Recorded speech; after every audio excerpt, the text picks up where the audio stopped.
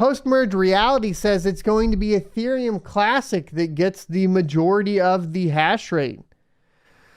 Now, of course, this is because of ASICs, but Ethereum Classic's hash rate and prices surge as miners prepare for post-merge reality. Futures tracking the tokens logged $27 million in liquidations in the past 24 hours, second only to Ethereum and ahead of Bitcoin futures. Ethereum Classic has emerged as an unlikely winner. It was going to be a clear winner as long as they left their algorithm to be, basically accept the ASICs after a firmware flash.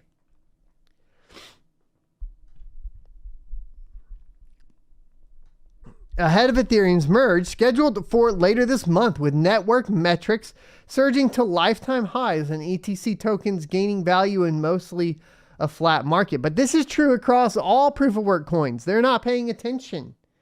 I'm sorry, CoinDesk.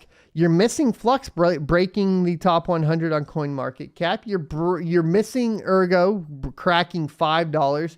You're missing Ravencoin, even a pump today. You're missing the fact that its proof-of-work coins are pumping and nothing else is in this bear market, because guess what? At the end of the day, all you guys talking about proof of stake, exposing that proof of work doesn't matter, are full of shit, and you don't know anything.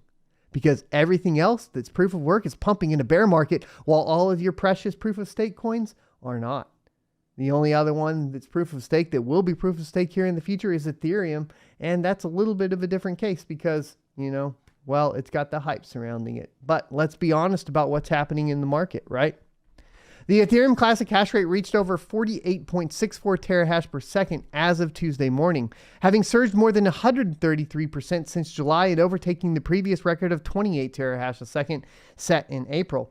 A terahash is a unit to indicate the power of a computer or mining machine. A high hash rate is considered an indicator of security because it makes it harder and more costly to take over the network.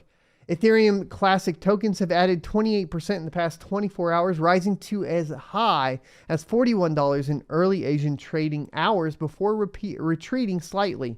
Futures tracking the token logged $27 million in liquidations in the same period, second only to Ethereum and ahead of Bitcoin futures, which usually have the highest liquidations. Why is this? Well, we've talked about this. There is the problem on Ethereum Classic of selling pressure, because the miners that are moving over right now, there are a lot of them in those A10s. What are they doing? Well, they're kind of trying to sell and pay their power bills, which is, in turn, obviously driving that entire market. So it will see more sales and more sales happen. $27 million in liquidations, second only to Ethereum. That is a massive bump from what it was at previously. This is good news at the end of the day, to be clear.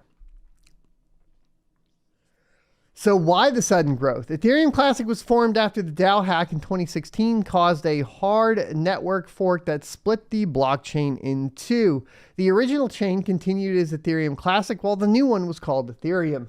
Ethereum went on to become the most used blockchain in the world, locking up $110 billion in total value on various applications at its peak in 2021.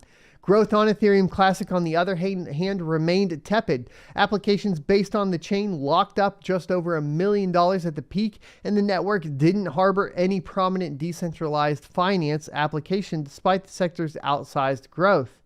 ETC prices did jump tenfold during a 2-month period in the 2021 bull market, but that movement came amid a speculative frenzy in the crypto market as opposed to a solid fundamental growth. And to be fair, that was the entire market. Like, Ethereum Classic wasn't special there. That was pretty much the entire market, right? What the bull market failed to ignite is now being catalyzed by the merge instead. And this is really kind of important because, once again, what is the merge showing us right now? The merge is showing us that people do value proof of work coins, because the proof of work coins are the only thing pumping in right now a bear market. Nothing else is.